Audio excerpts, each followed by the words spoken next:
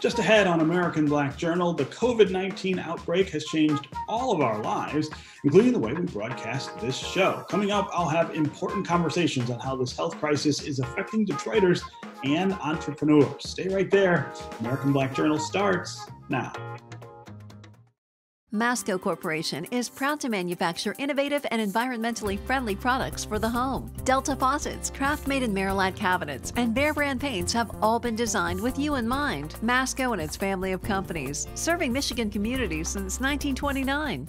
Support also provided by the W.K. Kellogg Foundation, a partner with communities where children come first. The Cynthia and Etzel Ford Fund for Journalism at Detroit Public TV. The DTE Foundation proudly supports 50 years of American Black Journal in covering African American history, culture, and politics. The DTE Foundation and American Black Journal, partners in presenting African American perspectives about our communities and in our world. Also brought to you by Ally, NISSAN Foundation, and viewers like you. Thank you.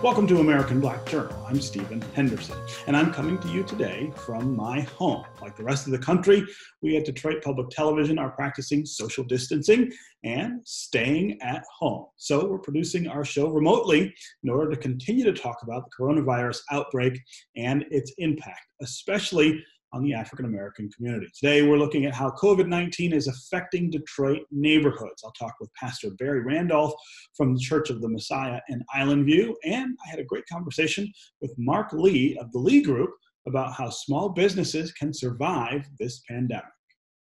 Mark, welcome to American Black Journal.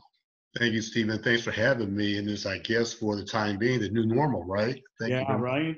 This is what we have to do to make sure that we're not part of the problem and that maybe are part of the solution, stopping the spread of coronavirus. It's good to see you nonetheless, even though I don't get to see you in person like I normally do on our set.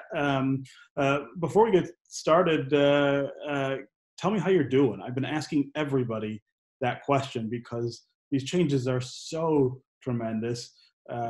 What's changed for you and how are you managing? You know, personally, I'm doing fine. Professionally, I'm doing fine as well. I'm fortunate enough where I have a home office anyway. Mm-hmm. So that transition for me has been very fluid and very simplistic for me. From a business standpoint, though, you know, like everyone else, I've taken a hit. And some of the potential deals that I had on the table have quite candidly been placed on hold. I was very close to signing two significant deals recently, and when you know it, a day or two after we were getting ready to do this, this whole epic breakout broke out, if you will. And so, like you and everyone else who are viewing this program today, I'm an entrepreneur. I'm facing some challenges and some hurdles as well. Yeah, and we wish you all the best and hope that this doesn't last as long as maybe they're predicting, so that you can get back to normal business. But let's start with just an update on how something like this, which no one has experienced before, which no one could have predicted, affects small businesses, and especially small businesses in Detroit owned by African Americans. It's affecting small businesses tremendously. I think that we were, you know, I talked before, we were on a roll. Things were improving significantly. Things that, quite frankly, have come to a grinding halt. And when you're talking about entrepreneurs, and particularly African-American businesses in Detroit, a lot of them are struggling. A lot of them are certainly, they don't have the resources to withstand what we're currently going through with this, coronavirus, quite frankly. And I think the biggest challenge is how do we begin to prepare these businesses today on a go-forward basis to survive this type of crippling effect, because quite frankly, it's a crippling effect on a lot of businesses in the city of Detroit and beyond. Yeah. So you and I, when we have conversations about business, on American Black Journal, we always talk about preparedness and setting aside a little for a rainy day, or setting your business up in a way so that it is a little insulated from normal changes in the market and in demand and things like that. How do you prepare, or how should people have prepared for something like this? This is something that you cannot prepare for. However, as you and I talked in the past, you should have alternate plans. You should always have a plan that's based on the realistic situation, the pessimistic situation, and the most optimistic situation. The challenge is a lot of entrepreneurs don't do that. I've had the fortunate opportunity of working in corporate America in my career, and so I've been able to plan accordingly. So as I'm going through my changes, I have a backup plan. Now, not every person, not every entrepreneur in Detroit has that particular plan, but as you're thinking about it, you really need to begin to focus on your cash flow. You need to look at your bottom line, look at how do you improve your cash flow. Right now is a good time to focus on that, because that's the lifeblood of your business. And I like to tell people now, go ahead and look at your expenses. Today's a good day to look at cutting your expenses. And in terms of reviewing your cash flow, talk to your bankers and see if you can get a better term with the current relationship that you have with them from a financial standpoint. So it's not a time just to sit down and do absolutely nothing. Now is a chance, it's an opportunity to sit down and review your current business practices, improving your cash flow, talking to your creditors, talking to your bankers, talking to everyone that you deal with, and just try to sit down and come up with a strategy that will help get you through these challenging times. Yeah. You've also talked in the past about that relationship between a business and its customers, and that relationship is your lifeblood, right? You need those customers for revenue, for growth, and all of those kind of things. During a time like this, you think people should double down on those relationships. Don't just absolutely. really reach out to those customers. And now's the time to do that. Let me give you again personal experience. What I've been doing the last few days is I've actually been emailing my clients. I've been texting my clients, and I've been having conversations with all of them. And what I'm saying to them is, I'm here for you. We're all in this together. And so right now, our customers are, to your point, our lifebloods. So what I'm going through, what you and I have discussed over the last several years, is relevant. It's very germane. So double down on your customers. Try to be as flexible with them as possible. Show some empathy with them. Just as if you're trying to renegotiate, if you're leasing a building for your business, go to your landlord, have a conversation with them, and hopefully they'll show some empathy.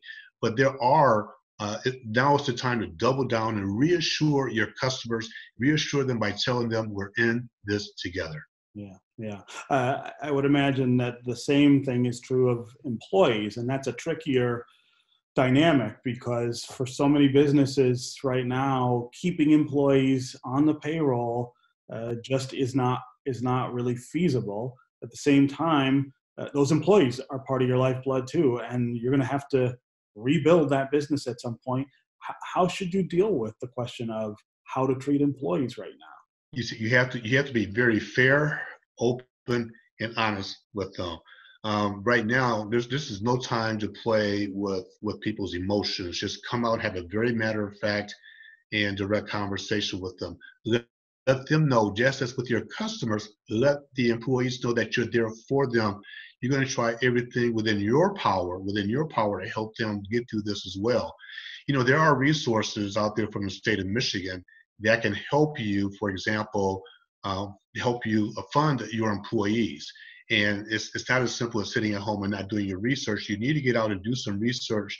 There's something called the Michigan Small Business Relief Program, for example, that people can certainly Google, get more information. They can get loans, and companies are going to work with you through this program to defer payments in terms of interest on the loans, right? For you don't start repaying it for a certain amount of time.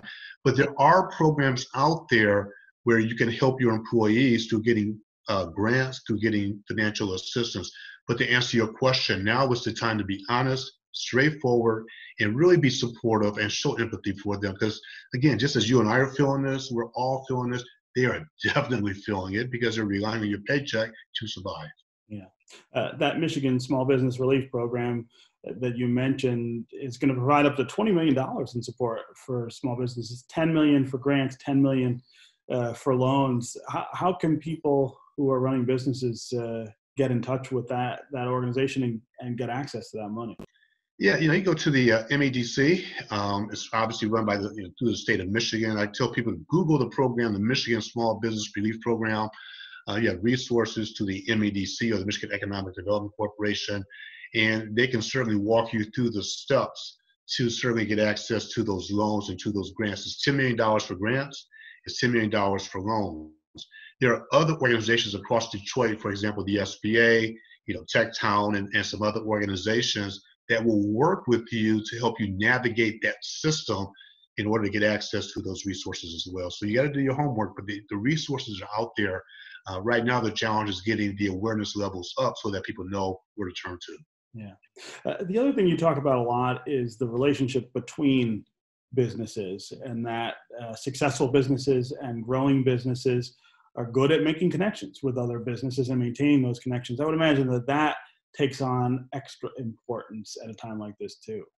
You have to maintain those relationships. And just because, as you and I are right now, we're both at our homes and we're communicating through technology, it's okay to use technology to reach out to your customers. It's okay to pick up the phone and call them. It's okay, I'm talking about, on a business to business side, it's okay to certainly text them as well, because the relationships, the networking is what's going to get you through this as well, because people will remember people who reached out to them through these difficult times. They're not going to remember those individuals who just came in and got right out. So now is the time to double down on those relationships with your business partners, and as we stated earlier, to double down with your customers as well. They will truly appreciate that. Yeah. I also imagine that you would have some thoughts about when this is over, which it will be someday.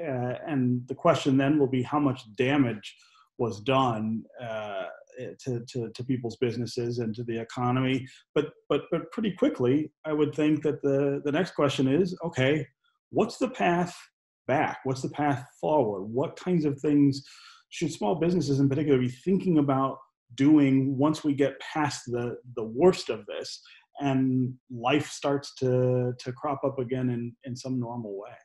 Well, what they should start doing is start thinking about it now. Don't wait until when this crisis is over. Okay, so the challenge right now is to, as we talked earlier in this discussion, is focus on what's ahead of you. Focus on the challenges that you have.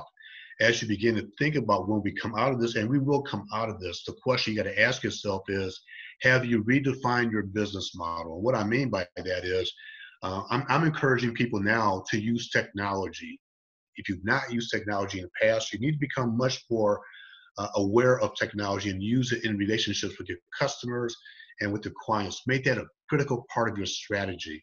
And also continue to work with your financial institutions and understand what programs are out there that you get access to so that you can have funding at your fingertips. Because when you come out of this, you're going to need help. And you're going to need to renegotiate your terms of your existing deals, of your existing loans, for example, and see if you can get a better term rate from your financial institution or other business partners that you have. But the bottom line here is don't sit still right now. You need to start thinking ahead right now. When we do come out of this situation, what is your plan? I always talk about that plan. So what is your plan? Identify those sources of revenue, identify your new business model that encapsulates technology as well. So we all know that the coronavirus pandemic is changing our lives in really tremendous ways right now. And one of the ways it's changing our lives is on the community level, the way that we interact with one another through social institutions, through our churches, through our community groups. One community that we've paid a lot of attention to at Detroit Public Television recently is Island View in the city of Detroit near Belle Isle. And in particular, we've been interested in the work of Pastor Barry Randolph at the Church of the Messiah. Pastor Randolph joins us now to talk about how this looks in his community. Pastor Barry, welcome to American Black Journal. Thank you, Stephen. I'm glad to be here, even if it's not in person. Even if it's virtual, right? Normally, you and I would be sitting together and doing this, and now we have to do it from something of a distance. But it is good to see you nonetheless. Let's start with you just giving us a window onto that community and how it's reacting to all of these changes that we now have to indulge because there is this virulent pandemic sweeping through not just the city, but also the nation and the world. Well, Island View, like every other community, I'm quite sure, is a little bit on the edge because nobody has ever dealt with anything like this. This is totally new to the entire planet, not just our community. But one of the blessings is Island View is a very strong, close-knit community. And so the people here are doing a pretty good job of looking out for one another. Parents, of course, looking out for the children, the community looking out for our seniors. I think because we are already a close-knit, strong community, we're doing a pretty good job of looking out for each other, even though part of that is not as physical as we'd like it to be. This is all affecting us quite personally at this point. I think almost everybody knows someone who may be sick from coronavirus. Lots of us are losing people that we know. The first person that I know died of this virus this week. You're a pastor, and a lot of your work is about ministering to individuals, ministering to the sick. Give us an idea of what that has looked like for you in the past few days. Well, that is difficult. I've spent 20 years telling people to come to church. Now I'm telling you not to come. But the truth is we are the church is the people and not the building. And so it's about looking out for the people and making sure that they have everything it is that they need. It is difficult to be a pastor and to have to call people and do the virtual meetings instead of actually seeing them physically. That's kind of hard, but it is part of keeping in touch. And thank God for technology because we have a way to be able to be in contact. And I can tell you this much, especially having things like Zoom and things like that, where we can actually see each other and we can actually see how each other is doing as well as talking to people over the phone. So it's been difficult, it's been hard, but thank God we can still do it this way. Yeah. The isolation is another dimension of this that I think all of us are trying to figure out how to deal with, this idea of staying at home. And if you live alone, that means staying by yourself an awful lot of the time. I know that there's congregants at Church of the Messiah who face that prospect. Tell us how they're dealing with the loss of contact with other people. Well, they can't have physical contact, but thank God everybody has a phone. Yeah. And most people have a computer. And we've been literally loaning out all the computers in the church for the most part to the folks who didn't have it. We know now because you can't come into the building, but it makes no difference. They're all out in the community and neighborhood for the most part anyway, for the people who don't have them. But we've been assigning people to groups where they're in small cluster groups of 5 to 7 people, 10 maximum, where they can actually keep in contact, talk to one another, so that the people who live alone don't feel so much alone, especially those who are elderly and shut in. This at least gives them an opportunity to be able to keep in contact with those, knowing that people can't physically come see them. Yeah. A lot of your work at Church of the Messiah also has to do with economic opportunity, making sure people have the training that they need for jobs, making sure people have jobs, and also making sure that people have the opportunity to start their own businesses. The number of businesses that are associated with Church of the Messiah is really impressive. Of course, all that is kind of grinding to a halt right now.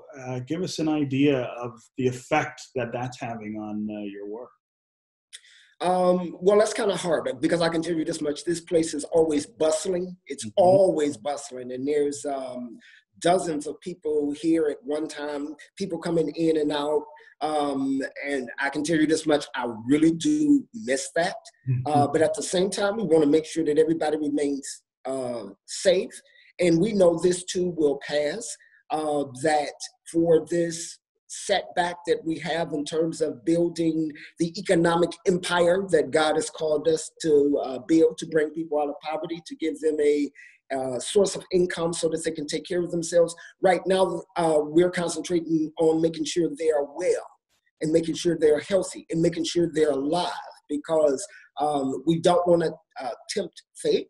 And we don't want to see people ill. So for right now, it's best to shut down and allow people to make sure that they're safe and their families are safe. We'll get back to the economics. This too will pass. We'll come out stronger and better than we were before this happened, I'm sure. Yeah.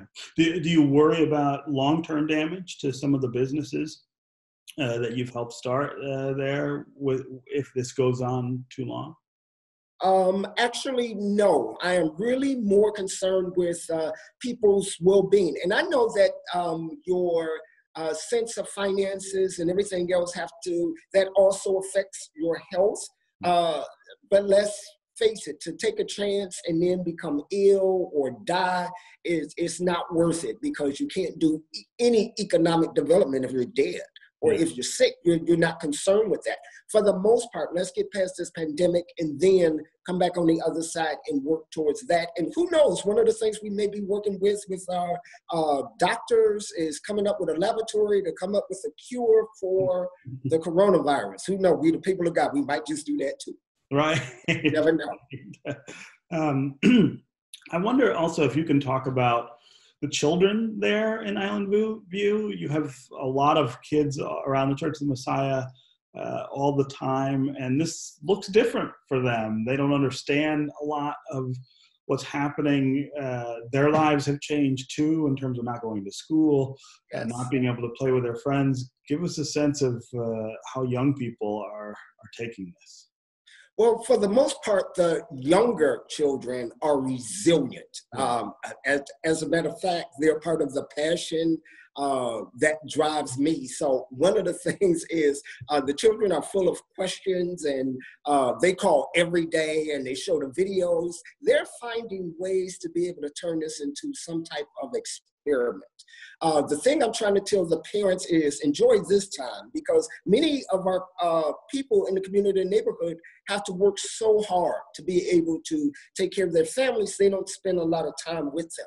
So I'm telling the parents, enjoy this time, because when things go back to normal, you're going to say the same things you said before. Oh, I wish I had more time to spend with the kids, and I'm missing out on this, that, and the other. Now you have the time to do that. Enjoy it. Don't complain about it. Actually enjoy it, because this too will pass, and you will have to go back to that. And for the most part too, sometimes it's good for the parents and the kids to get to spend time together like this. So it's a unique opportunity to have conversation, discussions, and create those type of family values we always talk about. So right. Let's try to create them while we got the opportunity. Right. That's right. Now let's practice some of those values. Right?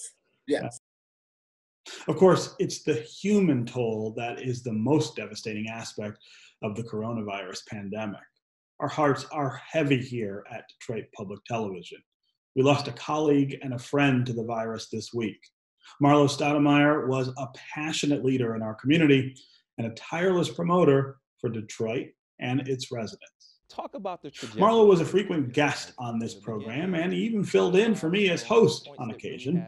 Marlowe co-anchored Detroit Public Television's Emmy-nominated documentary, Pathways to Prison, and moderated panel discussions for the station among his many other roles. He headed up the Detroit Historical Society's award-winning Detroit 67 project and founded a social media movement called Roster Detroit, focusing on changing the conversation about African-American contributions to the city's comeback.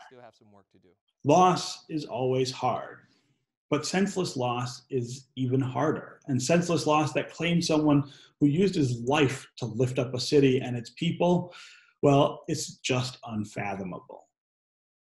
Anyone who knew Marlowe knew how much he loved Detroit and loved the people in it, and how much he was dedicated to celebrating the good and powerfully inspiring parts of our community. This virus had no right to take that from us. It had no right to take Marlowe from his family or his friends. It had no right to steal the way it did a man who helped make this community whole. But that story is playing out all over for all of us in some way right now. And this vicious mix of sadness and anger and helplessness that I feel, well, I think it's just going to be a prominent part of the human condition for some time. The best I can do, maybe that any of us can do, is continue to take care. Continue to greet each new day as a good one, and to hope that something better will return. That's our program for today. Thanks for joining us. You can see more of my interviews at AmericanBlackJournal.org. And as always, you can connect with us on Facebook and on Twitter. We'll see you next time.